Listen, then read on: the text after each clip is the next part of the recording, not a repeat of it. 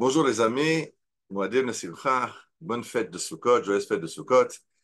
Et je vous retrouve parce que sur les réseaux sociaux, je vois une pléthore de juifs français qui font des anti-sèches pour Emmanuel Macron, qui lui rappellent la vérité, que c'est de quoi parle-t-il quand il parle qu'Israël a été créé par un décret de l'ONU. Non, Israël n'a pas été créé par l'ONU, Israël est un peuple qui a 3000 ans d'histoire, bien avant la France, etc. Je vois cet affolement devant les discours antisémites, il n'y a pas d'autre mot de Macron, et cet affolement juif devant ces paroles. Mais comment peut-il dire des inepties pareilles? Alors, je me rends compte qu'en fait, il y a d'autres qui disent des inepties qui ne sont pas moindres, que ce soit Poutine, que ce soit les dirigeants arabes, etc., palestiniens, etc. Ils disent des choses qui sont des fois plus. Pourquoi on ne les reprend pas? Pourquoi on reprend seulement M. Macron? Et parce que pour un juif français, le fait que Poutine soit antisémite, c'est normal. Le fait que Sinoir soit antisémite, c'est normal, c'est légitime à la limite. Par contre, que Macron soit antisémite, ça, c'est pas légitime, ça dérange. Eh bien, je voudrais vous rappeler, chers juifs francophones, habitant la France, chers juifs habitant la France, c'est plus exact, que les dirigeants français sont antisémites pas d'aujourd'hui. Euh, je fais attention, je parle des dirigeants français. Il y a des citoyens français qui soutiennent Israël, qui sympathisent avec Israël. Je reçois énormément de messages de soutien absolument incroyables. Et ce n'est pas de eux que je veux parler, mais je veux parler des dirigeants. Alors, si on revient en arrière au bon roi Saint-Louis, qui a fait brûler le Talmud à Paris, et le roi, je ne sais plus lequel, Louis après, le Chauve, ou je ne sais plus lequel, qui a fait expulser les Juifs du royaume de France, si on va à Napoléon avec les décrets infâmes contre la nation juive, si on continue par les dirigeants de Vichy qui ont organisé la rafle du Veldiv et livré les Juifs pour être livrés aux Allemands pour être déportés à Auschwitz, la France a une grande tradition antisémite. Il ne faut pas l'ignorer. Alors, il n'y a pas besoin de se formaliser des dérapages de Macron. Il est dans la droite ligne d'une grande suite de dirigeants français qui ont été antisémites très très forts. Alors pourquoi ça dérange tant? Pourquoi je reçois tant de messages qui rappellent les vérités vraies à Macron? Attention, c'est pas ça, tu te trompes, etc. Parce que ce qui dérange les Juifs, c'est pas le fait que Macron soit antisémite, soit lâche Israël, ça, on a l'habitude. J'ai oublié De Gaulle au passage, avec son embargo en 1967, la guerre des 6 jours. Le fait que la France lâche Israël dans les temps les plus critiques, on y est habitué. Par contre, ce qui se passe, c'est que les Juifs de France comprennent, c'est que Macron est en train de lâcher les Juifs de France. Et ça devient dangereux pour les Juifs en France. Et s'il commence à lâcher Israël de façon officielle et prend le parti des islamistes comme la France insoumise, la situation risque d'être très très grave pour les Juifs qui habitent encore en France. Mais là, je pense que de la même façon que vous faites des sèches, des anti-sèches pour Macron pour lui rappeler les vérités vraies, il faut peut-être faire quelques anti-sèches pour les Juifs qui habitent encore en France. Il y a maintenant 4000 ans, Dieu a dit à Abraham de rentrer, de quitter sa terre natale de Ur-Kasdim pour aller vers le pays de Canaan.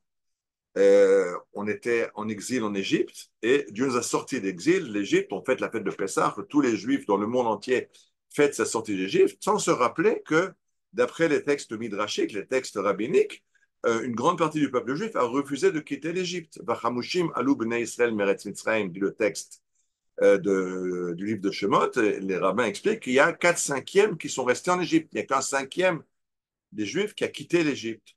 Quand Zerubbabel sonne le retour du premier exil, l'exil de Babylone, alors le texte biblique nous parle, fait état de 42 000 Juifs qui plient bagage et qui quittent la Babylonie pour revenir au pays et recréer l'État d'Israël d'après le premier exil.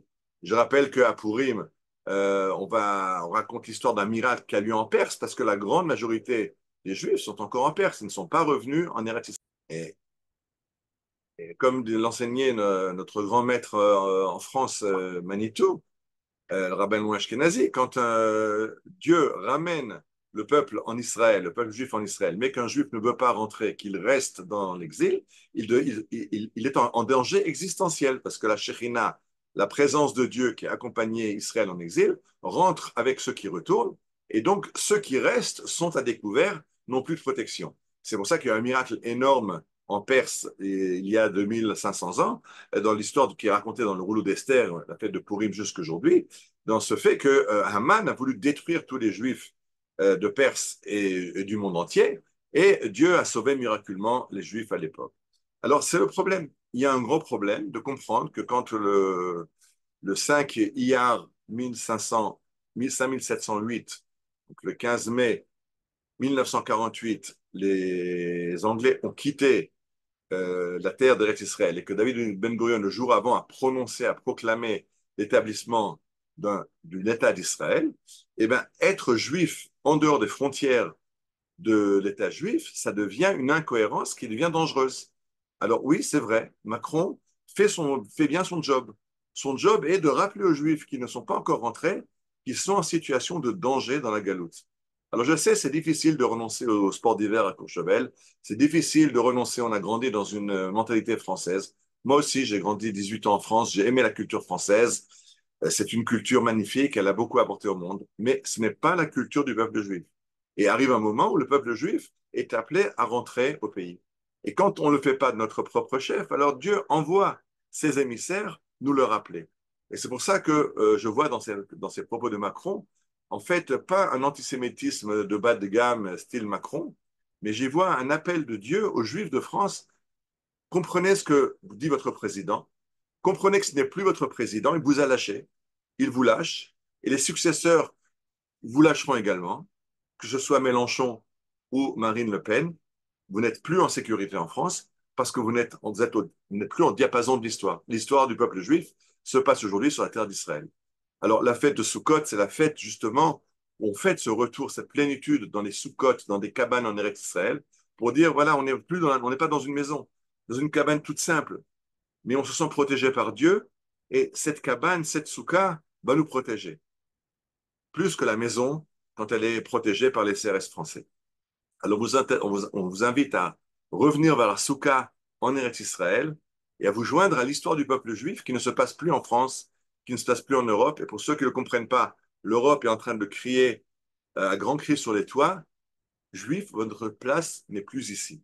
Alors tirons-en les conséquences et préparons-nous à une grande alia vers une plus grande plénitude du peuple juif sur la terre d'Israël, la réalisation du projet d'Akadosh Baruch Hu. On le voit comment Akadosh Baruch Hu, dans cette année terrible qui a commencé par des massacres incroyables, pire que toute la barbarie de la Shoah, en 3 jours, on a inversé la vapeur et depuis, tous les archi-terroristes, les grands chefs du Hamas, du Hezbollah ont disparu avec des miracles incroyables, les beepers, les talkie-walkie, avec les missiles de l'Iran qui ne touchent pas. L'Iran est le prochain dans la mire de Tsahal.